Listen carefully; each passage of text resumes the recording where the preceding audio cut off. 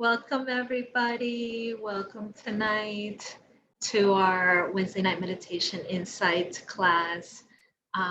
We are going to do a little talking about meditation and really to understand meditation.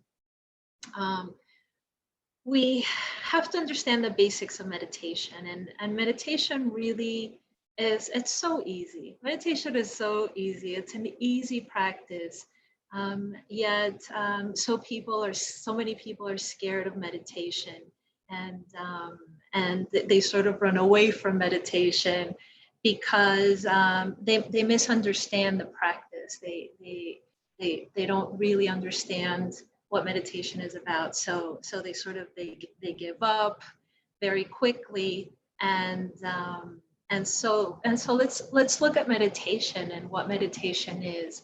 And we know that meditation is really at the root of it. All it is it's the process, the art of changing the way I think, changing the thoughts, changing the quality of my thoughts. It's not that I stop having thoughts. It's not that I stop thinking, but it's really about changing the quality of my thoughts.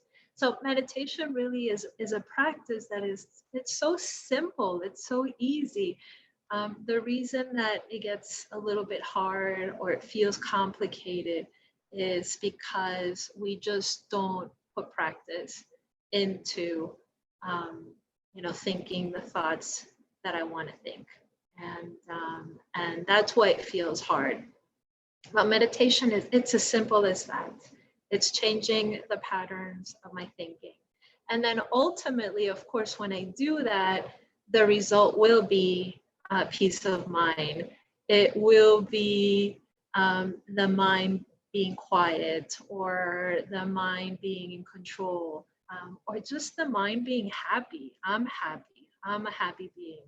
So meditation is really an easy practice, and it's so helpful. Meditation. It's so helpful to be able to choose the thoughts that I want to have. It's so helpful to be able to think the things that I want to think.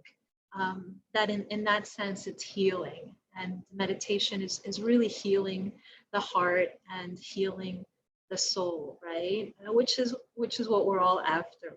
So now that we're in quarantine in our homes, and I do have time to focus on my thinking, why don't we all take advantage of that? And I'll call it the simple practice of meditation. And at the Brahman Kumaris, we teach that meditation is not so much an act that you do, that you sit down and do, but it's really an attitude that you have, because you should be like sort of looking and observing your thoughts throughout the day. You should be watching your thoughts throughout the day, not just when I sit down and I meditate and I focus some time on doing that, but when I'm walking to the kitchen, or when I'm in the kitchen washing the dishes, or when I'm brushing my teeth or getting ready for bed, I can start observing my thoughts, and that means that I'm focused on my thoughts, right?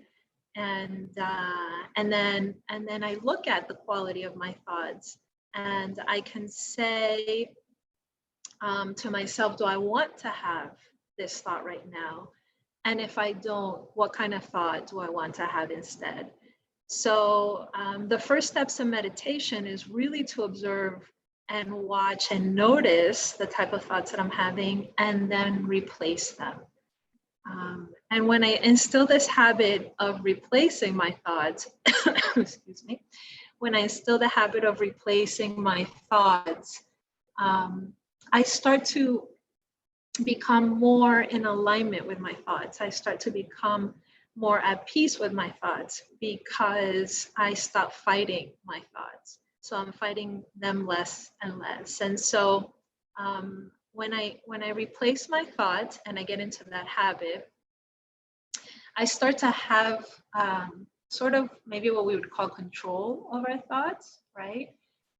And so often we don't have control of our thoughts, right? I'm walking around the house and I'm bored, and then I think, oh, maybe I should go eat something, but I'm not really hungry. And then I go eat something, or there's a piece of chocolate candy on the table and I grab it, and my thoughts are saying, oh, I shouldn't have the candy or the chocolate because I already had it.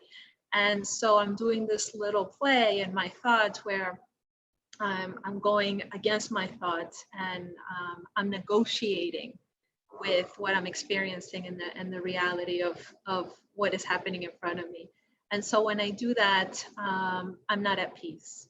And so the idea is, okay, maybe I see the chocolate, or I see something that I have a thought about something I don't want to do, and then say, well, what's a better thought to have at this time? How can I replace that thought? And so I sort of do this throughout the day in situations as small as that example, so that when the situations become bigger, I can pick and choose the type of thoughts that I want to have in much bigger situations. But that also that I'm creating a stock of positive energy inside of me, so that I'm thinking good quality thoughts throughout the day, and I'm exuding that energy as well. So all of that helps us in my meditation practice. But we really want to invite my meditation practice. I don't want to be afraid of meditation, or I don't want to dismiss meditation because I think I can't do it. One of the other things about meditation that a lot of people don't understand is that meditation is a very personal experience, right? It's a very, very personal experience. So the way I meditate is going to be very different than the way another person meditates and the way another person meditates. A lot of people think that, or they've been meditating for a long time, and they think that they're not meditating because they have this image of what meditation should be and what they should be experiencing. And or they hear somebody else talk about something that they experienced in meditation, and they say, well, I'm not experiencing that. I haven't had that experience. And people don't understand that meditation is different for everybody. Everybody has different types of meditation, because we are different people. So the result of my meditation practice, like, I'm a very visual learner, right? I personally need a lot of images. So my meditation practice might be more, more visual. It may have more imagery, whereas another person may have a meditation experience or a meditation practice that is more, it's based more on thoughts, and much less on maybe images and experiences. So everybody's journey in meditation is different. So look at what you are experiencing inside yourself. Focus on that. Focus on what is going on in your own mind. And we'll talk a little bit about a little bit more about the mind and the intellect, and the interplay between those two in my meditation practice next week. But focus on what's going on inside you, and feel the experience that you're having. And don't have an expectation of an experience based on what you were taught, or based on what somebody else may have described as their meditation experience. So make sure that you see it as a very, very personal journey, and that you look forward to discovering every time that you sit down in meditation. And also know that every time you do sit down in meditation, you're going to have a different experience than the day before. Sometimes you feel really good and you feel alive and awake and energized, and sometimes you just feel like quieting the mind and being reflective. Every meditation experience is different, and a lot of times I feel like meditation practice is a lot like going to the gym, right? So maybe you've been out of shape for, I don't know, 15 years. You haven't gone to the gym for 15 years.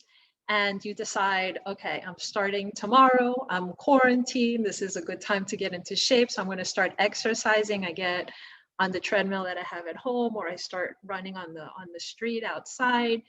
And I give it all I have. I give it all I have, and I last for maybe 5 minutes, right? I'm huffing and puffing. I don't have a lot of stamina. I don't have a lot of energy. Um, and I don't last a long time. But I say I'm going to do it 3 times a week. I just give it a little bit of energy. And then before I know it, in 6 months, I go outside, I start jogging, and I can jog for 20 minutes without any problem. It's easy and it felt good. So meditation is kind of the same thing. I've been out of practice. I've never done it. I sit down for the first time. I give it all I have. I try to focus on peace and having good thoughts and replacing my thoughts, and nothing is happening, right? My mind is all over the place. I can't replace anything, but I managed to plant a seed here and there. And the more I do it, 6 months down the line, I sit down and I try to meditate, or I'm walking and I have a thought that I don't want to have, and I replace it much more easily. It didn't take me 15 years of going to the gym to get back into shape. It's not going to take you 15 years of meditation to see the effects. You see the effects of putting into practice our well-being very quickly, right? Within months, sometimes within weeks.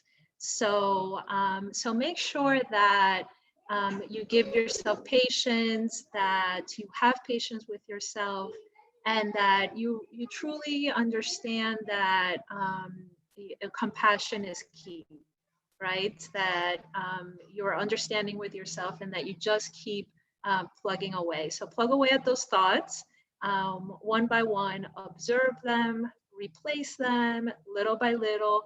The magic will happen. Your heart will open up, and your soul will also open up. So why don't we do a little meditation? Let's end with about an 8-minute meditation from one of our teachers, so that we can focus on meditation right now.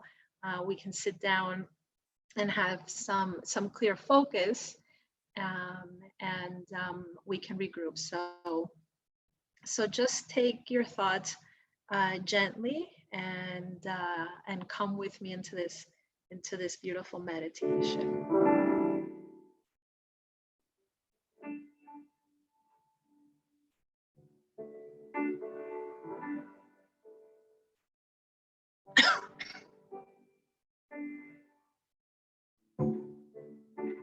I accept myself now.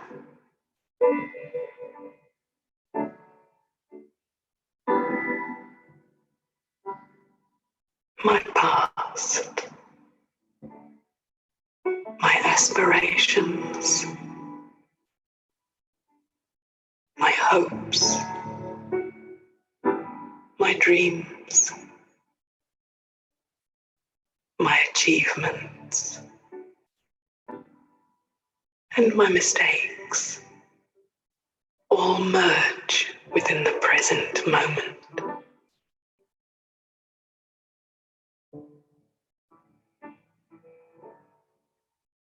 I relax into who I am.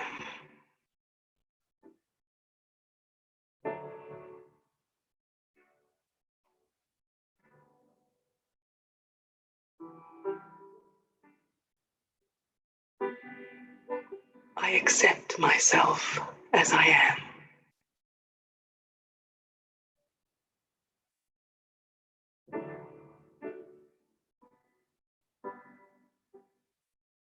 I tune into the silent stillness of my being and connect with the original qualities of my spirit.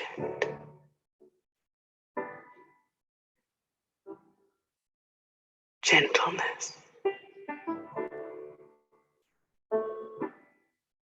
strength,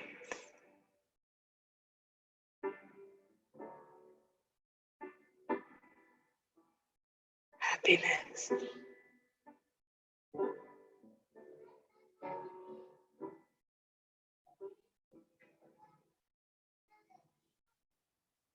With gentleness, I live a life of love, not control, love.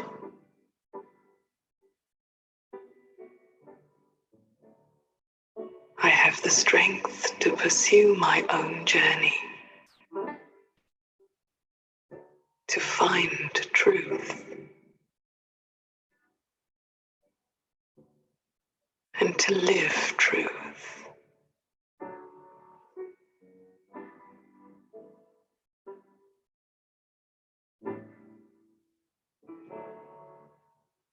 When I am at one with the love inside me, I experience happiness.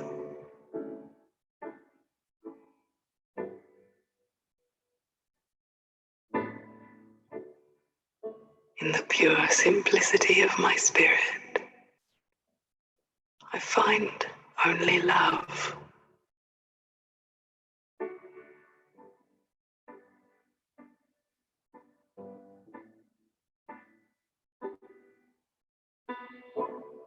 Not the desire to control or direct, but real love.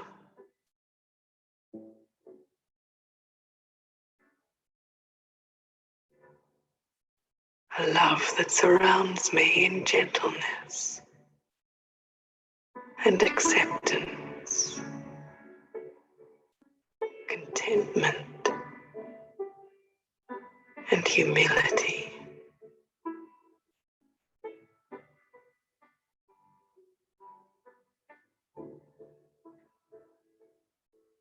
I am love.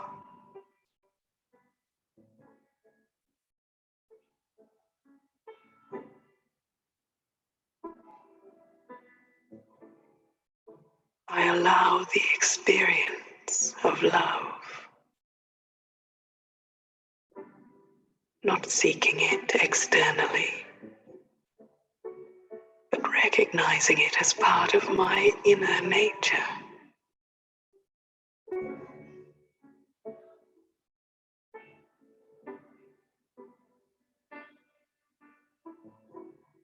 I feel the power of this love, uplifting me and awakening my innate divinity.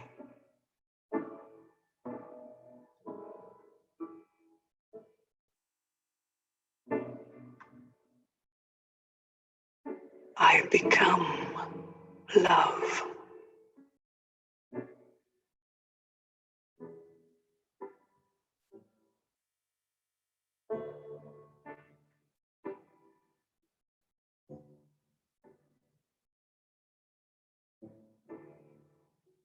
I allow love to radiate through my spirit and reveal itself in my thoughts, my words,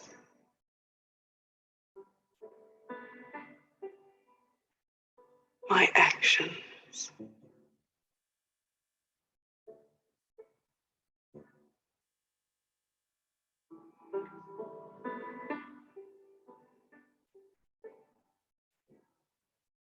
I observe without judgment, and I reveal love.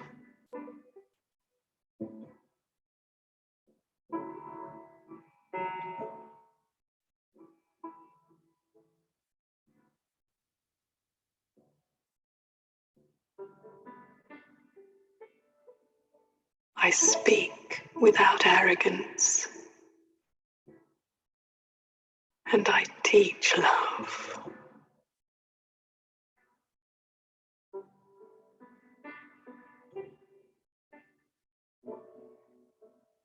I act without complexity, and I become love.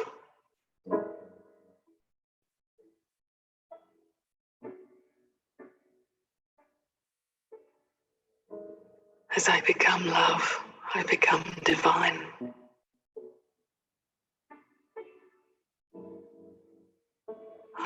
divine, and my life expresses the pure gentleness of my spirit.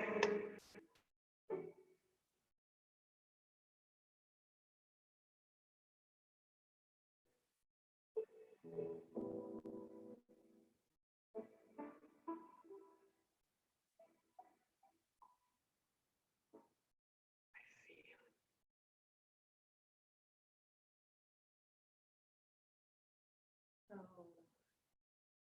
it was a lovely meditation. That meditation is actually called Healing Heart and Soul. You can find it on YouTube by Carmen Worthington. And you know, it's just taking the time out to focus your thoughts on something, and this something right now is was that commentary. Um, but continue to focus your thoughts, look at them, observe them, replace them whenever it feels easy and you can do it, and keep practicing. Put in that little bit of practice every day, and it just starts adding up before you know it. So you'll experience more happiness and you'll experience more peace, especially now that we're a couple of weeks into our stay at home time, and some of us may be getting a little antsy. We may be having our little moments.